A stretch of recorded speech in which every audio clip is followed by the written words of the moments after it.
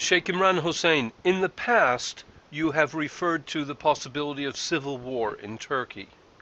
And I ask you, what is happening there now?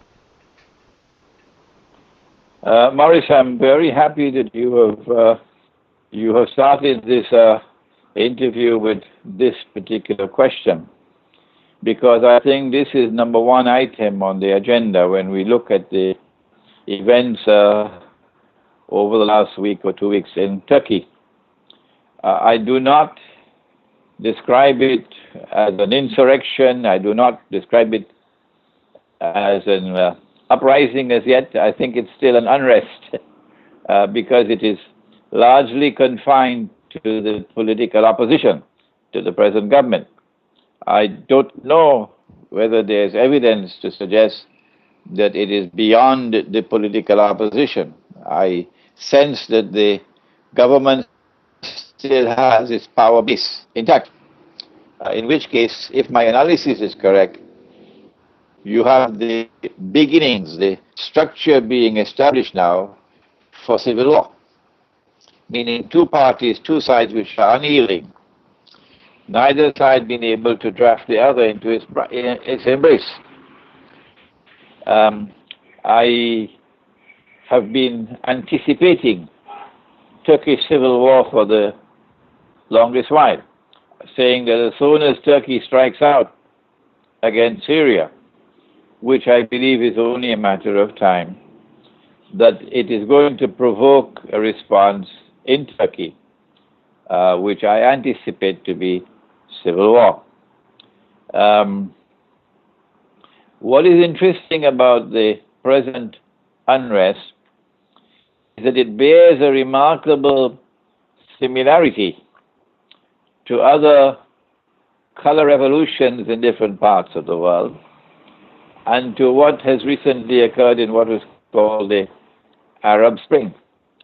The new technology in the internet, something called social media, something called Twitter that I never came across. I don't know Twitter. I've never met her or met her. I'm not familiar with her. Twitter. But they say there's something called Twitter, and it's a very powerful tool in the social media. There's something called SMS. There are also text messages. Maurice, if you send me a text message, you will wait 5,000 years for a reply, because I don't know how to send a text message. Be that as it may, we see these new gadgets of information technology being applied in a very crafty way. That once a protest has emerged in a particular country, that it can be exploited through the social media to expand until it becomes a universal conflagration in that country. This is what happened in Tunisia. This is what happened in Egypt. And now this is precisely what is happening in Turkey. The internet and the information technology that we have is not coming to us from China. It's not coming to us from Russia. It's not coming to us from India. It is coming to us from that Judeo-Christian alliance, which has given to the world modern Western civilization. And so therefore, it seems to me to be a tool being used by the Zionists to achieve their objectives. And I sense it being at work in Turkey as well. The question which arises is, what is the objective of the external forces at work, not the internal? Insofar as the internal forces at work in Turkey are concerned, I perceive two camps, both unyielding, and therefore the ingredients for civil war. This is my reading. But I don't think that civil war is going to come just as yet. So what could be the agenda of external forces at work using modern technology to keep the fires burning. Do they have as part of their agenda regime change, removing Erdogan and putting someone in his place who might be able to dance better to their tunes? I don't think so. I believe they've invested too much for too long in Turkey to risk losing what they've invested in such a venture, in replacing Erdogan with someone else. And so I am sensing, Maris, I am sensing that they are perhaps putting pressure on Erdogan, that perhaps the only way out for him in this crisis that he is facing from his political opposition is to create a diversion, an escape route. And the only diversion that readily comes to mind is what has been pre-planned and scripted for him long ago by NATO, and that is a Turkish invasion of Syria. And so I'll not be surprised, Maurice, if as the unrest persists in Turkey and as the government tries to stamp it out with mass arrests and so on, and still cannot resolve the problem, that eventually they may turn to this diversion of a Turkish invasion of Syria. Russia doesn't seem prepared to allow such a thing. I mean, it would surely include, Russia would get involved very quickly. Would that be a correct analysis? It is not Russia to permit or to prohibit.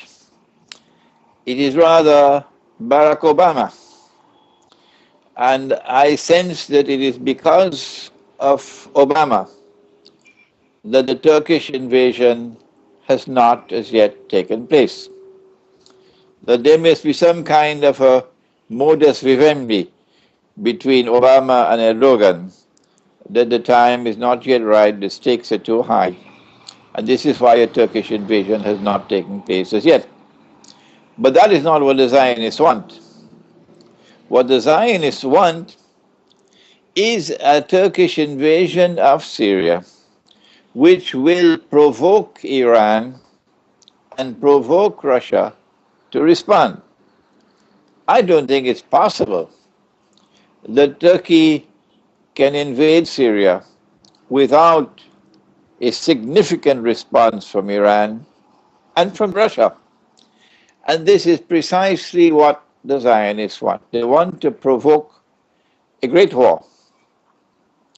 A great war which will put the two major power blocks in the world in confrontation with each other, with the hope that they will mutually destroy each other. And so when all the pieces are scattered all over the world, in arising out of that debris, Israel will emerge as the new ruling power in the world. The psychology of the Turkish people is quite amazing. They seem quite fierce in their resilience towards the regime, towards the government. I mean, they're a volatile people. I mean, in Britain, if we had such oppression by the police, I think everyone would just go home and give up. But the Turkish people are continuing to protest day after day, it seems.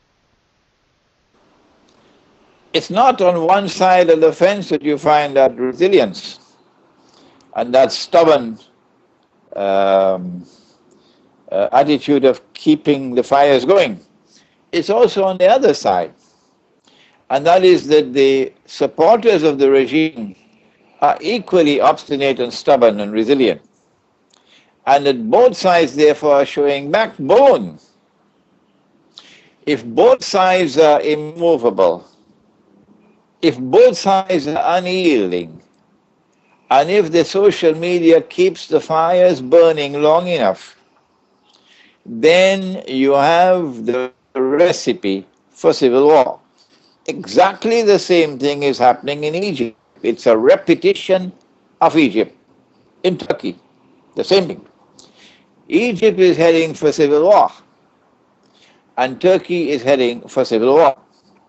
In the case of Turkey, however, a civil war in Turkey is going to immediately attract external intervention, not from government so much as from people, because there'll be large numbers of people who are opposed to NATO, opposed to the West, who are going to join the Turkish civil war and seek to utilize that opportunity to free Turkey from NATO membership. So Turkey will not be a NATO state, member state. But we covered this subject months ago, you and I, when we called that the Prophet Muhammad, Allah's blessing be upon him, prophesied that a Muslim army is going to conquer Constantinople in the end time. This is a part of Islamic eschatology. In order for a Muslim army to conquer Constantinople, you need a Turkish civil war. And that is what we will get if Turkey attacks Syria, invades Syria. This is the first fruit of the analysis that we get when we look at what is happening in Turkey. It seems extraordinary to me that Erdogan is so aggressive. I mean, he's doing nothing to show compromise at all with the people. Is that correct? It's perhaps due to the personality of the man, but both the Turkish government or the ruling party in Turkey and the ruling party in Egypt have acted the same way. Both sides have been unyielding. They would give an inch or two here or there, but basic position is unyielding. The situation in Egypt now is one of continued confrontation. And I think there are demonstrations which are carded for the end of June in Egypt, which again is going to bring Egypt into front center stage in the world. Exactly the same situation in Turkey, except that Morsi in Egypt seems to have a grandfather image about him, whereas Erdogan seems to have a warrior image about him. But the positions of the two ruling parties are the same. They won't leave. Do you see that Morsi's recent statement of cutting ties with Syria, do you see it as just a psychological warfare or a serious attempt to destroy Syria? He has to pay back. There's a paymaster who put him there. There's a paymaster who put Ikhwan in government in Egypt. They made that deal a few years ago with Washington. And now it's payback time. So there's a script being written for him.